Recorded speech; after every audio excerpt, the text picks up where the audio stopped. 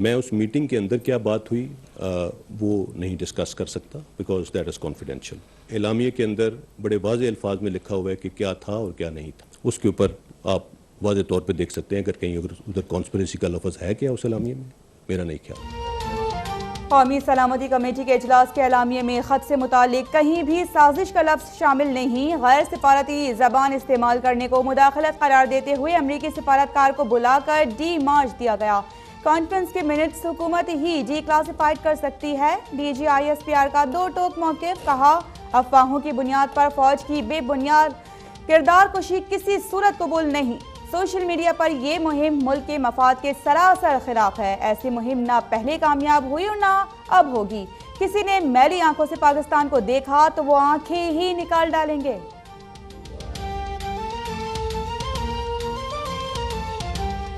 Prime minister साहब से एक इंटरव्यू में किसी ने ये पूछा था कि अगर आपसे ये मांगे जाएं तो आप, उन्होंने कहा था कि एब्सोल्युटली नॉट। और अगर मांगे जाते अड्डे तो फौज का भी यही मौक़िफ़ होता। और असल ये है कि उन्होंने मांगे भी नहीं, फौजी अड्डों का किसी लेवल पे मुतालबा भी नहीं किया गया, लेकिन जैसा प्राइम मिनिस्टर साहब ने कहा वही मौक़िफ़ फौज का भी होता। किसी ने पाकिस्तान से फौजी अड्डे नहीं मांगे, लेकिन अगर मांगे होते तो जवाब वज़ीर आज़म की तरह एब्सोल्युटली नॉट ही होता। DGISPR का दो टोक मौक़िफ़ वाज़ेह किया कि एटमी असासे किसी एक सियासी क़यादत से मुंसलिक नहीं, ना ही उन्हें कोई ख़तरा है। एटमी हथियारों से मुताल्लिक़ एहतियात से गुफ्तगू करना चाहिए। फ़ौजी तर्जुमान ने बताया कि वज़ीर आज़म हाउस की जानिब से बीच बचाव की दरख्वास्त की गई थी। आर्मी चीफ और DGISI वज़ीर आज़म ऑफिस गए। सियासी डेडलॉक के दौरान इस्टेब्लिशमेंट ने वज़ीर आज़म के सामने कोई ऑप्शन नहीं रखा। वज़ीर आज़म असम्बली तहलील करने के लिए तैयार थे, मगर अपोजिशन नहीं।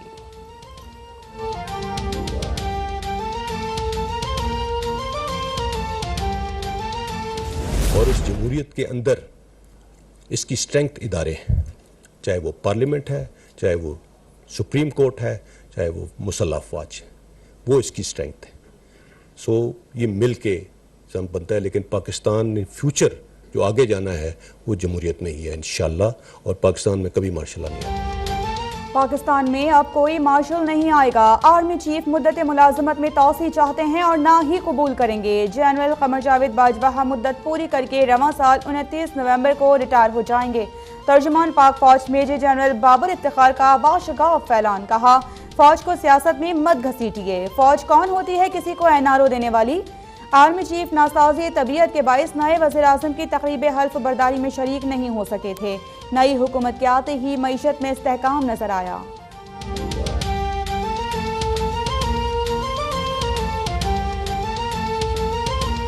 एक बहुत ही वाहियात स्टोरी BBC ने इसके ऊपर शाया की। इससे ज़्यादा बड़ा झूठ किसी एक ऐसी इंटरनेशनल एजेंसी की तरफ से नहीं हो सकता। कोई ऐसी चीज़ नहीं, किसी लम्हे में कहीं पे फौज का कोई अमल दखल नहीं था, किसी पर्सनैलिटी का कोई अमल दखल नहीं था। 9 अप्रैल की रात वज़ीर आज़म हाउस में आर्मी चीफ और DGISI की उस वक्त के वज़ीर आज़म इमरान खान से कोई मुलाकात नहीं हुई। DGISPR major general Babar Iftikhar की BBC की मुतनाज़ा खबर की सख्ती से तरदीद। पार्लियामेंट हाउस में सदर के चैम्बर में 2 आला अफसरान की मुलाकात से भी ला इल्मी का इजहार। कहा अगर कोई फ़ौजी मुदाखलत की बात करता है तो सबूत फराहम करे। कोई जलसे जुलूसों में फ़ौज का नाम ले रहा है तो उसे रोकना हुकूमत का काम है। रात 12 बजे तक अगर अदालतें खुली हैं तो ये उनका अपना मामला है।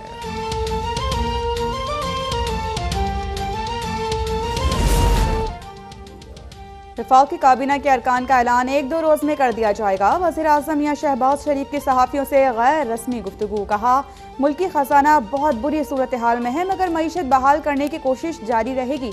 मेट्रो प्रोजेक्ट को नज़रअंदाज करना PTI हुकूमत की वाज़ेह नाअहली थी।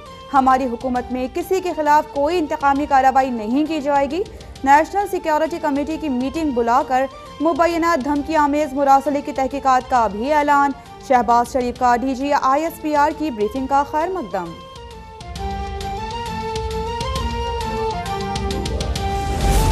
चेयरमैन पीपल्स पार्टी बिलावल भुट्टो जरदारी ने पाक फौज के तर्जुमान की ब्रीफिंग को जमहूरियत के लिए ताज़ा हवा का झोंका करार दे दिया। कहा हम जमहूरी रास्ते पर गामजन रहे तो कोई ताकत पाकिस्तान की तरक्की नहीं रोक सकती। ट्वीट में यह भी कहा कि मुस्तरदशुदा सेलेक्टेड अदालतों और दीगर इदारों पर हमले कर रहा है। डिप्टी स्पीकर, वज़ीर आज़म और सदर ने आर्टिकल 6 की धज्जियां उड़ा दी।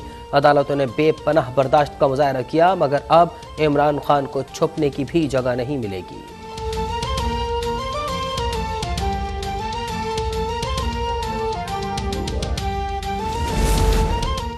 इमरान खान, आज तुम्हारे झूठ तार तार हो गए। इक़्तिदार से चिमटे रहने के लिए तुमने खतरनाक खेल खेला। वक्त आ गया है कि तुम्हारे एक एक झूठ का मुहासबा किया जाए। नायब सदर मुस्लिम लीग नून मरियम नवाज का रद्द-ए-अमल, बोली कि हमेशा की तरह अब भाग मत जाना, क्योंकि ये कौम तुम्हें अब भागने नहीं देगी। NSC जैसे संजीदा फोरम को साजिशी ड्रामे के लिए इस्तेमाल किया। एब्सोल्युटली नॉट का नारा उन अड्डों के लिए लगाया जो कभी मांगे नहीं गए थे।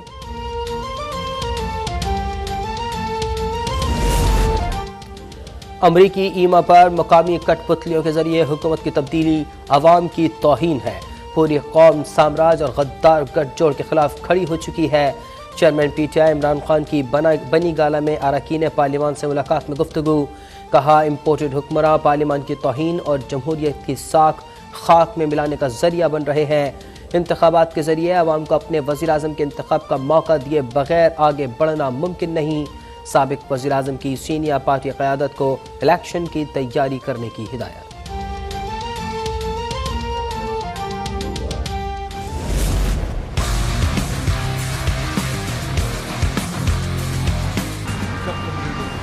वो तो 2018 में कंप्लीट हो जाना चाहिए, बस ये चलता रहा। अगर फंडिंग की कोई नहीं सर, कोई फंडिंग नहीं, तो why it is taking 4 years? Motorway के जहाँ पर जी सर, जी तो क्रॉस करती है वहाँ पर मीनार स्टेशन है, कोई नहीं।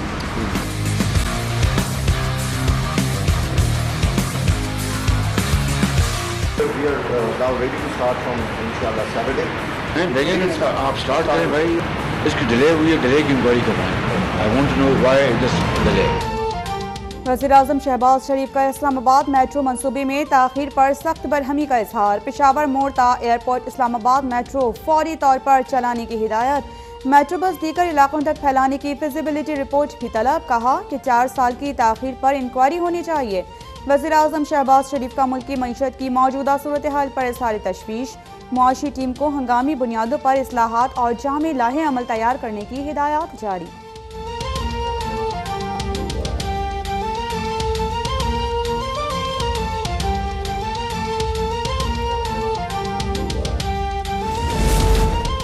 PTI के 123 अरकान कौमी असम्बली के इस्तीफ़े मंजूर। कौमी असम्बली सेक्रेटेरिएट का इस्तीफ़ों की मंजूरी का नोटिफिकेशन जारी। कायम मकाम स्पीकर कासिम सूरी ने अपने हुक्मनामे में कहा कि 125 अरकान के इस्तीफ़े मौसूल हुए, जिनमें से 2 अरकान प्रिंस मोहम्मद नवाज और जवाद हुसैन के इस्तीफ़ों की तस्दीक न हो सकी, लिहाजा 123 इस्तीफ़े कबूल कर लिए। PTI रहनुमा फर्रुख हबीब ने मौजूदा सूरत हाल में आम इंतखाबात नागुज़ीर करार दे दिए।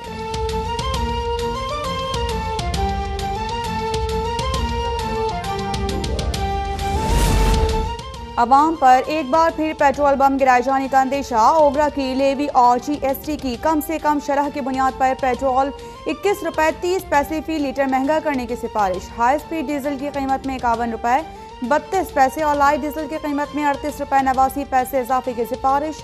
मिट्टी के तेल की कीमत में 36 रुपये 5 पैसे इजाफे की तजवीज़। इजाफे की हतमी मंजूरी वज़ीर आज़म शहबाज शरीफ देंगे।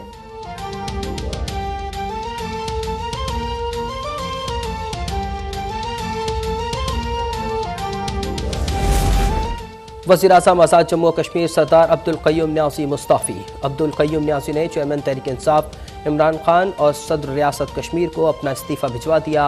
वज़ीर आज़म आज़ाद कश्मीर ने अपने खिलाफ साजिश और मुबैना डील से इमरान खान को गुज़श्ता रोज़ मुलाकात में तफसीली तौर पर आगाह कर दिया था। इस्तीफ़ा देने से कबल उन्होंने करप्शन, मिसकंडक्ट और मशकूक सरगर्मियों के इल्ज़ाम पर 5 वज़रा को बरतरफ कर दिया था।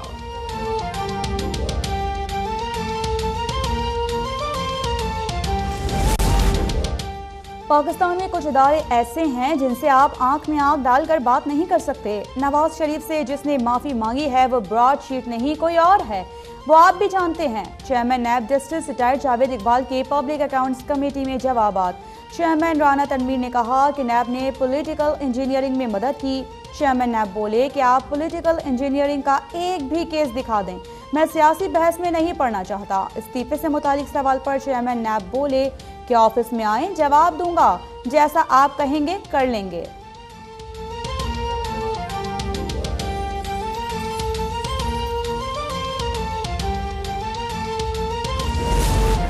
इस्लामाबाद हाई कोर्ट का इलेक्शन कमीशन को पीटीआई फॉरेन फंडिंग केस की तहकीकात 30 दिनों में मुकम्मल करने का हुक्म। रिकॉर्ड अकबर एस बाबर को देने से रोकने की पीटीआई की दरख्वास्त मुस्तरद। दरख्वास्त गुजार को तहकीकाती रिपोर्ट फराहम करने की भी हिदायत। जस्टिस मोहसिन अख्तर कियानी के तहरीरी फैसले में कहा गया कि इलेक्शन कमीशन आइन के आर्टिकल 17 के तहत किसी भी सियासी जमात को बैरून मुल्क फंडिंग से मुताल्लिक तलब कर सकती है।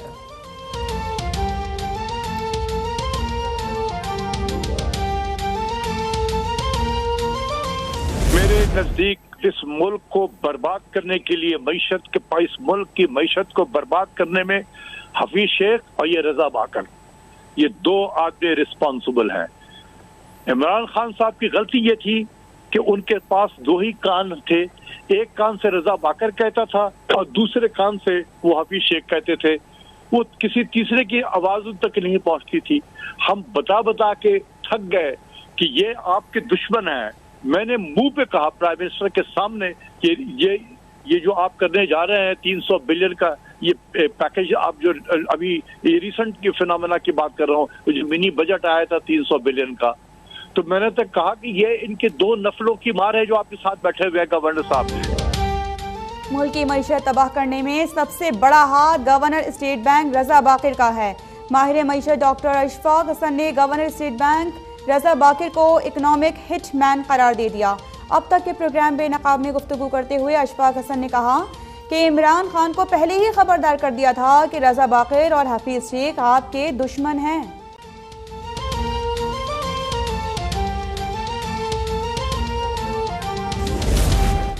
लाहौर में हसास इदारे के अफसर पर तशद्दुद केस में मुलव्वस चारों अफराद पुलिस के हवाले।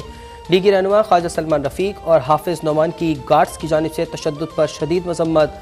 हाफिज नोमान ने कहा कि हमारे लोगों ने भी ज्यादती की, उन्हें वाक़े की पुलिस को इत्तला देना चाहिए थी। ख्वाजा सलमान रफीक बोले कि हमने मुल्क चलाना है, इदारों पर एतमाद करना है, वाक़े पर कानून अपना रास्ता बनाएगा।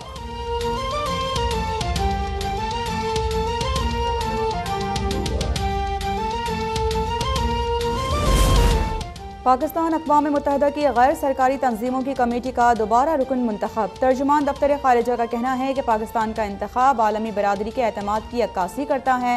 अक़वाम मुत्तहिदा और सिविल सोसाइटी की तंजीमों के दरमियान ताउन को फ़रोग़ देते रहेंगे।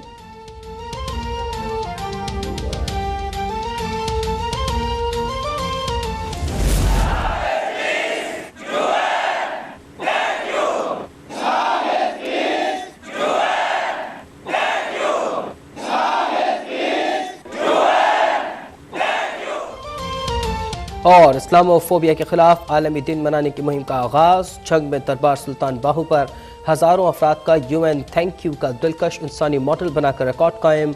मुस्लिम इंस्टीट्यूट की जानिब से इस्लामोफोबिया का दिन मनाने के ऐलान पर अक़वाम मुत्तहिदा से इज़हार तशक्कुर। इस्लाम इज़ पीस के फलक शिगाफ नारे। तमाम शुरका ने अमन की अलामत सफ़ेद लिबास पहन रखे थे।